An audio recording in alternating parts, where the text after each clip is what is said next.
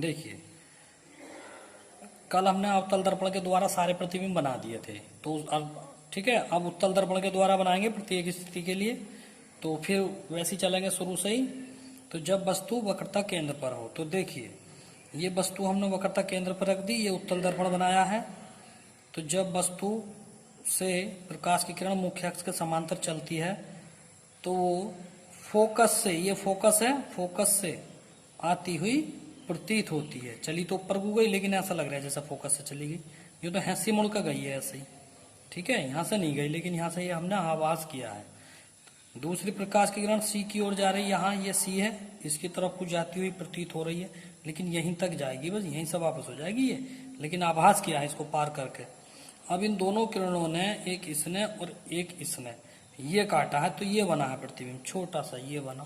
तो ये कहाँ बना है? दर्पण के दाईं ओर बना है, ठीक है, और सीधा बना है और वस्तु से छोटा बना है, तो कहने का मतलब आभासी बना है, ठीक है। तो यहां लिखेंगे हो तो प्रतिबिंब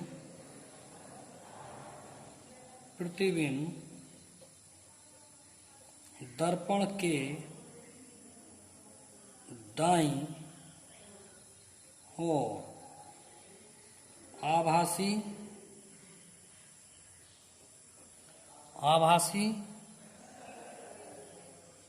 सीधा व वस्तु से छोटा बनेगा। ये क्लियर हो गया, ठीक है ना। अब इसका अगला पॉइंट होगा, देखिए जब वस्तु फोकस पर हो, तो देखिए जब वस्तु फोकस पर होगी, अब फिर ऐसी बनाएंगे, ये उत्तल दर्पण हो गया, ये इसकी मुख्य अक्ष हो गई, ये बिंदु P है, ये F है, ये C है, फोकस पर वस्तु रख दो। इसी प्रकार से मुख्य अक्ष के समांतर चलने वाली प्रकाश की किरण फोकस से आती हुई प्रतीत होती है। तो ये सब कहाँ से आती हुई प्रतीत होगी? फोकस से। तो इसे आगे बढ़ाओ, यहाँ F लिखो, यहाँ C लिखो, तो देखो फोकस से आती हुई प्रतीत बनाओ, इसको ये बना दें। दूसरी प्रकाश की किरण C की तरफ को भेजो, यहाँ तक तो ठीक जाएगी, लेकिन आगे को डैश डैश करके आवेगी, क्योंकि दर्पण में किरण पार नहीं होती। अब देखो फिर यही काटा, तो फिर छोटा सा प्रतिबिंब बना, ठीक है। अब आगे के पॉइंट हम नहीं बताएंगे, क्यों? क्योंकि ये है, दोनों चित्रों को देखो भाई, इन दोनों चित्रों को आप देखेंगे तो इसमें भी प्रतिबिंब यहीं पे बन रहा है और इसमें भी प्रतिबिंब यहीं पे बन रहा है।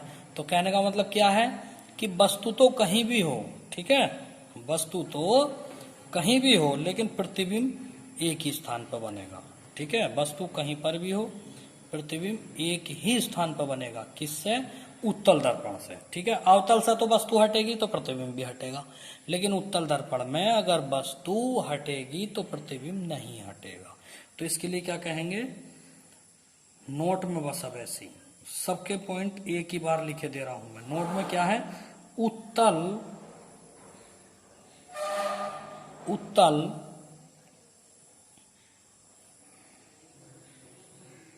दर्पण द्वारा वस्तु की प्रत्येक स्थिति के लिए प्रतिबिंब हमेशा दर्पण के दाईं ओर आभासी सीधा व वस्तु से छोटा बनेगा। तो उत्तल दर्पण की अगर बात करें तो वस्तु चाहे कहीं भी रखी हो, लेकिन प्रतिबिंब के लिए आंसर क्या आएगा? आभासी सीधा वस्तु से छोटा, आभासी सीधा वस्तु से छोटा, ठीक है। तो इस प्रकार से ये पॉइंट आपके कंप्लीट हुए उत्तल दर्पण के भी, ठीक है। तो आगे चल, देखिए मैंने डाली है प्रश्नावली 185। तो इसका मतलब क्या है? देखिए जो 10th में बच्चे आए हैं वो तो अच्छी तरह जानते हैं ये मैंने क्या लिखा है, लेकिन जो 8वें से 9वें में आए हैं वो जान लें। जब आप एनसीईआरटी की बुक लेंगे तो जब आप लेसन 10 निकाल लेंगे, देखिए लेसन 10 है, ये फिजिक्स का तो पहला ही लेसन बोल रहा मैंने, लेकिन आपकी बुक में ये लेसन नंबर 10 है। चलो लेसन नंबर 10 लिखे दे रहा हूं मैं आज। तो जब आप उसमें 185 पेज पे जाएंगे, 185 पेज पे जाएंगे किताब के, तो वहां पे प्रश्न लिखे हुए होंगे, 4 क्वेश्चन है, ठीक है। तो मैं क्वेश्चन नंबर 2 कर रहा हूं, पहले क्वेश्चन में करा चुका हूं आपको।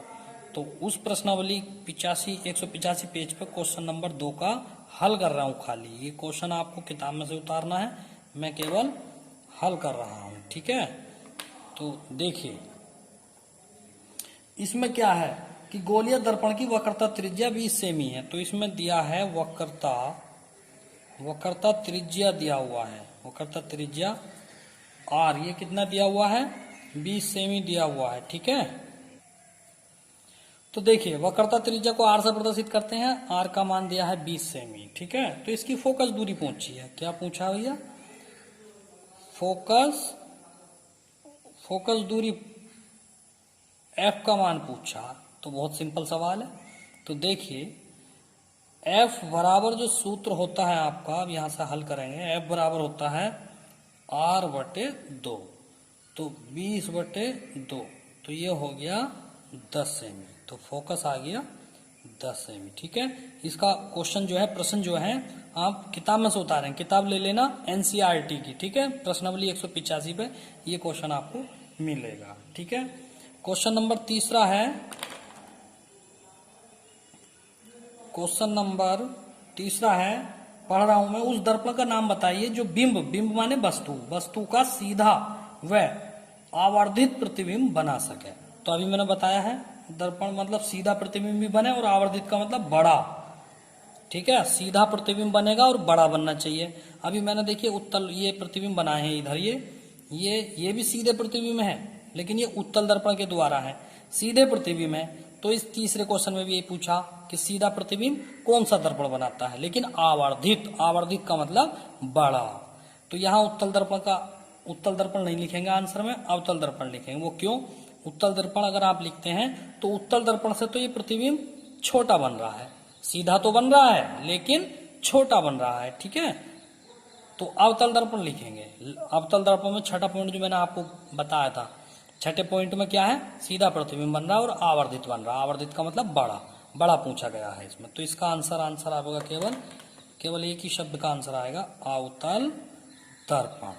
प्रश्न आप किताब में से उतारेंगे। ठीक है, जिसके पास किताब नहीं है वो किताब अवेलेबल कर लें। ठीक है, क्योंकि हम अगर क्वेश्चन लिखते हैं तो काफी टाइम लग जाएगा बेटा। तो देखिए अगला क्वेश्चन था कि उत्तल दर्पण, वाहनों में उत्तल दर्पण को पाश्चात्य दृश्य दर्पण के रूप में वरीयता क्यों देते हैं, यानी कि वाहनों में जो पीछे का देखने का जो शीशा होता है वो उत्तल दर्पण क्यों होता है। तो देखिए इसके निम्न कारण है। उत्तल दर्पण सदैव वस्तु का सीधा प्रतिबिंब बनाता है। आप भी जानते हैं कि उत्तल दर्पण में सीधा प्रतिबिंब बन रहा है, मोटरसाइकिल आ रही तो सीधी चमकेगी, उल्टी नहीं चमकेगी। ठीक है, यह वस्तु का अपेक्षाकृत छोटा प्रतिबिंब बनाता है। वस्तु कितनी भी बड़ी है लेकिन उसका प्रतिबिंब छोटा बनाता है और वो शीशे में चमक जाता है। ठीक है, इसी प्रकार से इसका दृष्टि क्षेत्र जो है अधिक होता है। अधिक का मतलब कोई वस्तु अगर दूर भी है या साइड में चल रही है तो वो दर्पण में दिखाई जरूर दे जाती है। ठीक है, इसलिए गाड़ियों में सदैव उत्तल दर्पण का प्रयोग किया जाता है। तो आज के लिए इतना ही काफी है। ठीक है, तो सभी बच्चे नोटबुक बनाए और सोमवार के दिन चेक कराएं, में कार्य चेक करेंगे। ठीक है, तो बने रहिए राजपूत कोचिंग सेंटर के साथ, और लास्ट में हमारी वीडियो अच्छी लगे तो सब्सक्राइब जरूर करें। Thank you.